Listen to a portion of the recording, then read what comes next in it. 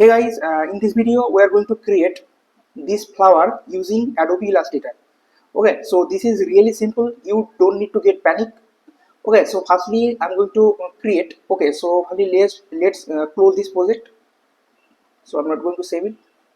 Okay, so when you open your Illustrator for the first time, you will look this interface. You will not see any of this project because I worked on it. So that's why it's showing me. So I'm going to create new project.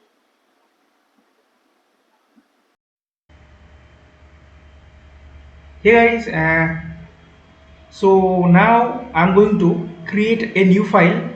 I'm going to keep it orientation horizontal and size as you wish, it does not matter.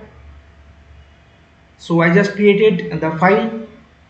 So now I'm going to draw a shape. Okay, using shape tool.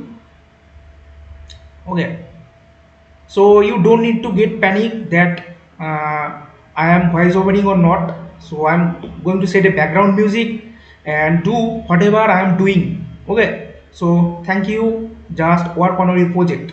Thank you.